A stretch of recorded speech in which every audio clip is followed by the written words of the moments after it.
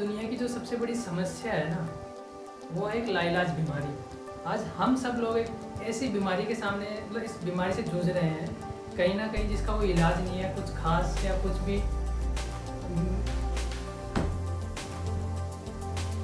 पूरे विश्व के सामने एक चुनौती बन के उभर रही है। वैसे तो आप सब लोग इस मुद्दे पर जानते हैं, लेकिन कुछ बातें जो शायद काफ़ी लोग नहीं जानते या जानते हुए भी इस चीज़ को फॉलो कर रहे हैं, इस पर आगे बढ़ रहे हैं। इसके कई रीजंस हैं। इसमें लोग गलत डिसीजन की वजह से, स्ट्रेस की वजह से, या गलत डायरेक्शन की वजह से, या फिर एक कहें अपना ईगो सेटिस्फाई करने के लिए, या एक लाइन में बोलें तो हम शौक की वजह से, जिज्ञासा की वजह से, किसी ना किसी वजह से ड्रग्स, आई मीन निकोटीन, वैसे हम ड्रग्स की तरफ बढ़ रहे हैं, लेकिन मेनली निकोटीन और बियर्स ज़्यादा हो। बियर्स के बारे में कभी करेंगे, लेकिन निकोटीन के बारे में बात करते हैं। आमतौर पर आजकल ऐसी यूज़ हो रही है जैसे पता नहीं, जैसे कोई ट्रेंड चल रहा हो, कोई सीजन चल रहा हो।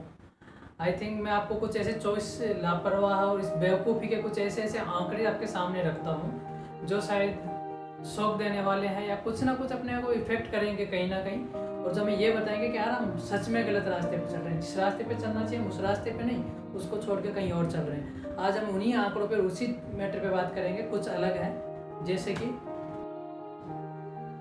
कुछ चौंकाने वाले आंकड़े। आज हर 10 में से 10 स्मोकर में से 9 स्मोकर्स हैं वो 18 साल से पहले के हैं।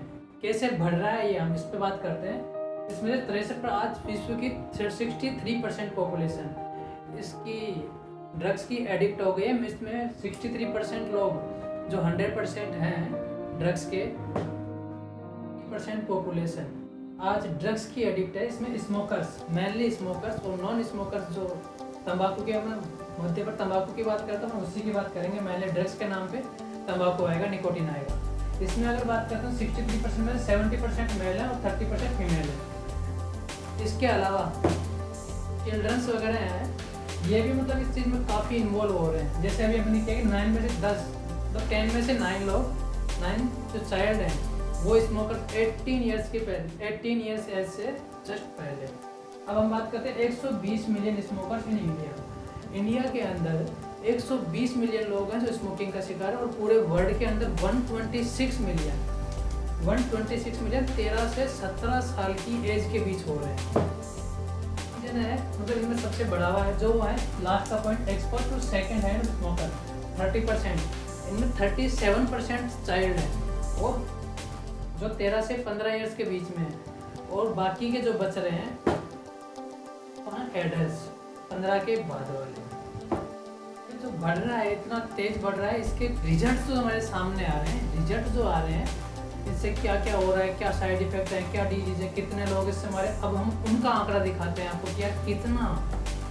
हम बात करेंगे डेथ की।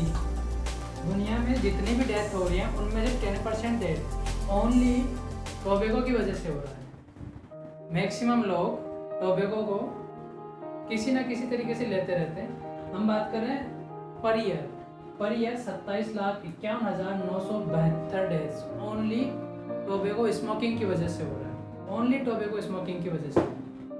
करते हैं आगे वाले। इंडिया में क्या होते हैं, इंडियन स्मोकर्स हैं, इंडिया में स्मोकर्स कम हैं और स्मोकलेस, जैसे गुटखा, तंबाकू, मतलब गुटखे वगैरह से ऐसे ज़्यादा लेते हैं। जबकि बाहर वाली कंट्री में क्या है, स्मोकर्स ज़्यादा होते हैं और स्मोकलेस कम होते हैं। स्मोकर्स में और स्मोकलेस में कि स्मोकलेस जो होता है वो अपनी खुद की बॉडी को नुकसान पहुंचाता है, या हम कहीं पे थूक देते हैं या पीक वगैरह, तो उनसे नुकसान होता है। जबकि स्मोकर जो होते हैं उनकी वजह से अपने को तो नुकसान होता ही है, साथ में आसपास के एनवायरनमेंट में जितने भी लोग बैठे हैं उनको भी ज़्यादा इफेक्ट होता है। इतना बड़ा आंकड़ा डेथ का, बीमारी का, जो इतने तेज़ी से बढ़ रहे हैं, इसका रीज़न क्या है, ये सब लोग बैठ के सोचेंगे और हम भी सोचेंगे, आप सब बैठ के सोचें, इसको दूर करें। आगे हम बात करते हैं इससे होने वाली डिजीज़ की। इससे डिजीज होने वाली, अगर दुनिया की CVD रिकॉर्ड की बात करें, जैसे CVD है, CRD है, CMRD है, कैंसर है, अदर बीमारी है, इनके कुछ डाटा है। CVD 48%, मतलब 100 अगर 100% CVD के हैं, उनमें से 48% टोबैको की वजह से हो रहे हैं।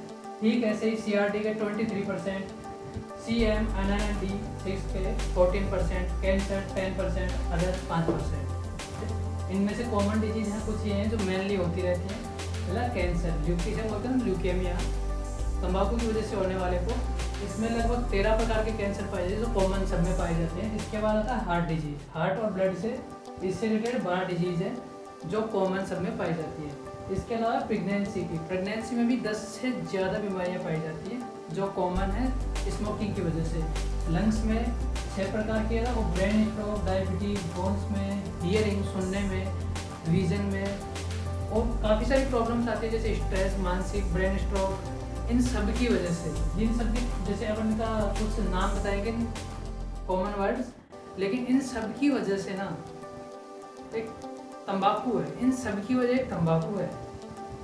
क्यों ना हम इस तंबाकू को दूर करें। हम बार बार मैं इसी वर्ड पे बोल रहा हूँ, क्यों ना इस तंबाकू को दूर करें। मैं कुछ डिजीज़ के नाम बताता हूँ आपको।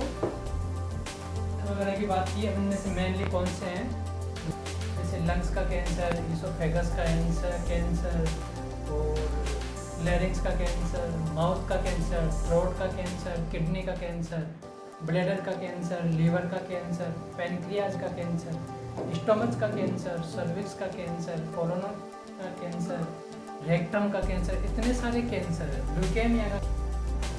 अब अगर हम हार्ट की बात करते हैं, हार्ट में 12 प्रकार की डिजीज पाई जाती है। मेनली जो कॉमन होती है उनकी बात कर रहे हैं। इनमें जैसे heart failure, heart attack, high blood pressure, blood clots, stroke, एलसीमिया, सीवीडी, एरिथीमा, गुड कोलेस्ट्रॉल कम हो जाता है और बैड कोलेस्ट्रॉल बढ़ जाता है, नैरो ब्लड वेसल्स। बात करते हैं प्रेगनेंसी की।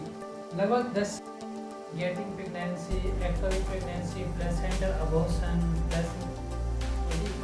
Placenta previa, abortion, low birth weight, birth defects, weakness, मतलब कुछ केस में डेथ हो जाती है। इसलिए अपन लंग्स की लगभग 6 से ज़्यादा डिजीज, रेस्पिरेटरी डिजीज हैं, जैसे सीओपीडी है, एम्फाइसीमा है, कोरोनिक ब्रोंकाइटिस है, अस्थमा है, लंग्स के कैंसर हैं, टीबी है, और भी काफ़ी सारी बीमारी हैं, डायबिटीज़ है, ब्रेन स्ट्रोक है।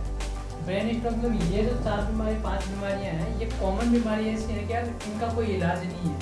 इनका कोई इलाज नहीं है यार, मतलब सीरियस कंडीशन बोल सकते हैं। इनमें मेनली सीरियस कंडीशन ही होती है। लगभग ये 40 टोटल मैंने जो भी डिजीज़ के नाम बताए 42+ डिजीज़ हैं। इनमें जो डेथ होती है ना, हम सोचते हैं यार कि पियेंगे क्या करें, एक दिन खा पी के मर जाएंगे, कभी अच्छे से तो मरे, लेकिन ऐसा वैसा कुछ नहीं है यार। इनमें जो मौत होती है ना, वो बहुत सब कुछ बर्बाद करके होती है। इम्प्लॉय में ऐसा बोलूँ तो ठीक है। ऐसे ही हम बात करते हैं टोबैको डिपेंडेंसी की।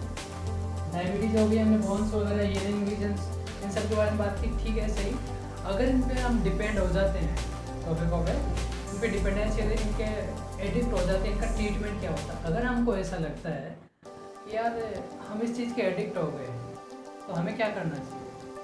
सबसे पहले हमें डॉक्टर से कंसल्ट करना चाहिए। ये सब बीमारियां हैं बिना किसी जांच वगैरह के, यार बाहर इतने जल्दी से दिखती नहीं, जब हाई स्टेज पे पहुंच जाती हैं तभी हमें नज़र आती है। लॉन्ग टाइम तक हम जब निकोटीन के कांटेक्ट में रहते हैं, इसका एडिक्ट रहते हैं, तो क्या होता है कि यार हम इसी चीज़ से इतना हो जाते हैं, एडिक्शन इसे बोलते हैं, विड्रॉल सिम्टम, जब इसको छोड़ते हैं इसके बिना हम रह नहीं सकते। सही बोल रहे थे कि इसको साथी मान सकते हैं। ठीक है, ऐसे ही अब जैसे इसको छोड़ने के कुछ हैं कि मार्केट में निकोटीन चॉकलेट आती हैं, जिनमें निकोटीन नहीं होता, उनमें उनका टेस्ट होता है। इनसे दांतों वगैरह की, जो दांतों के डॉक्टर वगैरह होते हैं, डेंटिस्ट, वो इन चीज़ों के बारे में जिक्र कर सकते हैं, जिक्र करते हैं इन्हें। और इसके अलावा नॉर्मल तरीका है कि हम गाँव से रहने वाले लौंग, इलायची वगैरह इनका यूज़ कर सकते हैं। ठीक है, ऐसे अगर हम बात करें टोबैको डिपेंडेंसी की बात होगी, इन चीज़ों पर डिपेंडेंट होने के बाद इसका ट्रीटमेंट हमें डॉक्टर से कंसल्ट करना चाहिए। कई चीज़ें हमें अपने आप को माइंड से, मतलब जब तक अपना दिमाग नहीं कहेगा कोई भी दवा है कुछ भी इस चीज़ को रिमूव नहीं करेगा। लेकिन जब हमारा दिमाग, हमारा इम्यून सिस्टम इसको छोड़ेगा, हमें इस चीज़ से नफरत होगी, हमें इस चीज़ से नफरत करनी है। वो हम कैसे करते हैं, वो हमारी साइकोलॉजी है, या फिर हमें किसी साइकोलॉजिस्ट से, किसी भी डॉक्टर से कंसल्ट करना चाहिए, उसको प्रॉपर ट्रीटमेंट लेना चाहिए। ठीक वैसे ही लगभग इसको अगर हम ठीक से छोड़ना चाहिए तो 90 डेज में हम आराम से इसको कंप्लीट छोड़ सकते हैं। सभी इसके डिसऑर्डर वगैरह, साइड इफेक्ट सबको दूर कर करके, तो हमें इसे छोड़ देना चाहिए। दूसरी बात, अगर मैं बोलता हूँ यार कि हम लोग क्या है, इसके ट्रीटमेंट को अवॉइड कर देते हैं, तो सबसे बड़ी बात है कि हमें इसको ट्रीटमेंट को अवॉइड नहीं करना चाहिए। आई थिंक मुझे ऐसा लगता है कि यार एक बार शुरू कर दिया ना, तो शुरू में 1 महीने 2 महीने तक दिक्कत रहती है, इसकी लत लगती है, हाँ इसको पास में ये होना चाहिए, लेकिन बाद में छूट जाती है। अगर हमने वापस से इसको एक बार 5 दिन 10 दिन 1 महीने के लिए छोड़ते हैं, दोबारा से इसका यूज़ किया, तो ये इतना उग्र मतलब इसको बोलते हैं, इतना हाई पीक ले लेता है कि यार छूटता नहीं है वो लाइफ टाइम पे, हमें इसके एडिक्ट हो जाते हैं। और कुछ चीज़ें नहीं चाहिए, ये तो हमें मिलता ये जो आप लोग सभी जानते हैं कि यार लत कैसी चीज़ होती है। ठीक है, ऐसे ही मेरे आप लोगों से एक रिक्वेस्ट है कि यार ठीक है, इतना सब बताया, आपने इसका इस वीडियो को पूरा देखा है, तो अगर आपको ये नॉलेज वाला लगे तो उसको शेयर करना। इसमें मैसेज ये है कि अगर ठीक है आप स्मोकिंग करते हो अकेले करो, आप कुछ खाते पीते हो अकेले करो, अपनी फैमिली को इन्वॉल्व मत करो या आसपास के माहौल को इन्वॉल्व मत करो, क्योंकि इससे जो नहीं जैसे ठीक वैसे ही जैसे हम लोग अभी कोरोना से खेल रहे हैं, तो हमारी वजह से किसी और को फैले। अगर कोई पेशेंट है वो सामने जाता है हमारी वजह से किसी और को फैलता है, ये काम मत करो कि यार आप पी रहे हो, वो चुपचाप जा रहा है, वो उसने कुछ नहीं किया, उसका दूर दूर से रिलेशन नहीं है आपसे किसी, लेकिन आपकी स्मोकिंग की वजह से, आपके थूकने की वजह से उसको भी दिक्कत है। और ये दूसरा फैमिली कि आजकल टीवी पे ऐड दिखाते हैं हर जगह, लेकिन हम लोग नहीं सुधर रहे। बॉलीवुड कल्चर जो चल रहा है, बॉलीवुड कल्चर में शुरू में दिखाए तो ज़्यादा स्मोकिंग नहीं करना चाहिए, लेकिन फिर भी उस मूवी में दिखाते हैं कि स्मोकिंग गुलछरे उड़ाने में जो भी है, मतलब वर्ड्स को ठीक से नहीं है। अगली बात ये बोलूँगा कि यार नेचर के कांटेक्ट में रहो, बखूबी आप आराम से छोड़ पाओगे, कोई भी वो आपको रिस्क नहीं होगा, आप आराम से हर चीज़ से जुड़ पाओगे, हर चीज़ को छोड़ पाओगे, प्रकृति से जुड़ो, फैमिली से जुड़ो, जिम्मेदारियों को संभालो, यही एक है। और तीसरी चीज़, अगर कोई इसका एडिक्ट है, उसको सच में छोड़ना चाहता है, तो मैं उसको बेस्ट सजेशन दूंगा कि आयुर्वेद से बढ़कर कोई चिकित्सा नहीं है। हाँ, उसका ट्रीटमेंट थोड़ा लंबा होता है, लेकिन वो जड़ से खत्म करता है, इसलिए आप अच्छे आयुर्वेदिक डॉक्टर से मिलकर इसका ट्रीटमेंट लें, प्रॉपर ट्रीटमेंट लें, और उसके परहेज वगैरह से बच रहे, मतलब परहेज वगैरह करें तो आई थिंक इससे निपटा जा सकता है। फाइनली ये बोलूँगा कि यार और कुछ रहो ना, इन चीज़ों से ना आपको दिक्कत नहीं होगी। मैं आप सभी लोगों का एक बात वही बोलूँगा कि यार 2 मिनट के टेस्ट के लिए अपने लाइफ को बर्बाद मत करो, अपनी फैमिली के रिलेशनशिप्स को ख़राब मत करो यार। हो सकता है किसी की ज़िंदगी जुड़ी हो आपसे, तो मैं आपसे यही कहूँगा कि यार छोड़ दो ये सब।